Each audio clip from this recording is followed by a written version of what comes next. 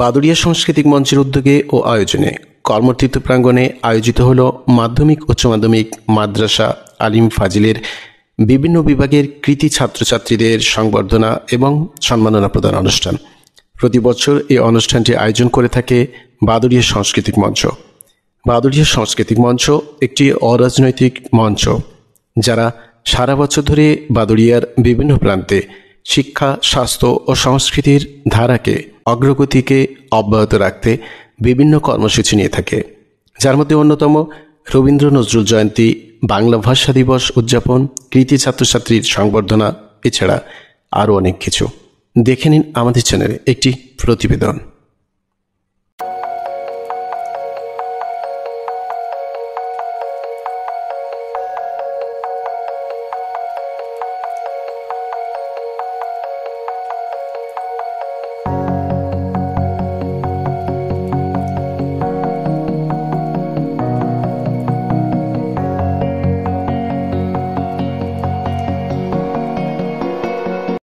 মানে 2023-তে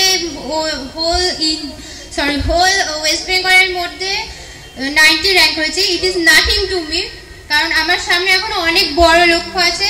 because I want to be an IAS officer in future. আর আমি এখন ইংলিশ অনার্স নিয়ে বসিরহাট কলেজে পড়ছি। আমার কলেজ শুনে আমার স্কুলের টিচার থেকে সবাই আমাকে বলছে তুই বসিরহাট কলেজ ভর্তি হয়েছিস। এখন আমি আমার গর্বের সঙ্গে বলছি আমি ফার্স্ট সেমিস্টার এক্সাম ক্লিয়ার করেছি এবং আমি ওয়েস্ট বেঙ্গল স্টেট ইউনিভার্সিটির মধ্যে ইংলিশ অনার্সে ফার্স্ট সেমিস্টারে টপার হয়েছি। এটা আমার কাছে অনেকটাই, কারণ ফার্স্টে যখন আমি রেজাল্ট চেক করেছিলাম অনেকটা কম নাম্বার এসে, দেন আমি কলেজের সাথে যোগাযোগ করি। ইউনিভার্সিটি থেকে আমাকে বলে যে আমি 45 পেয়েছি আউট অফ 50।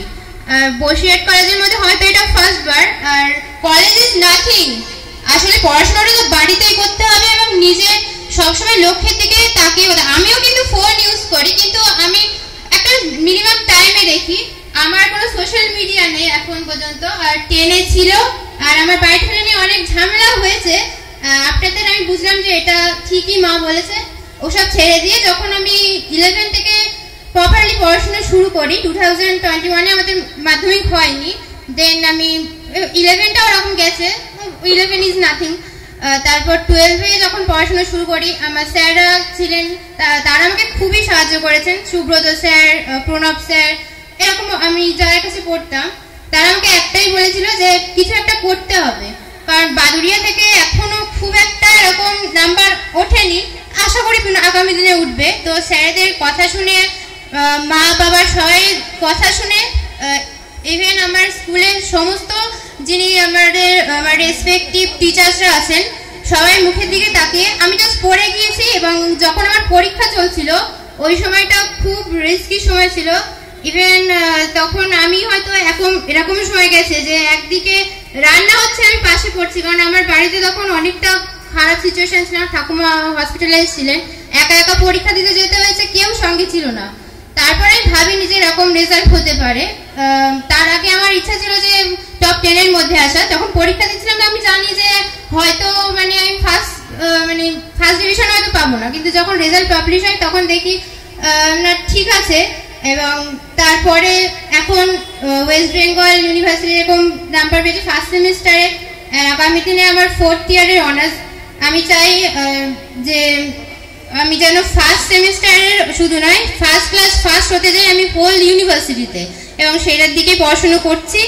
আর দেখা যাক আমি কি হয়। UPSCও দেওয়ার ইচ্ছা আছে। That's it.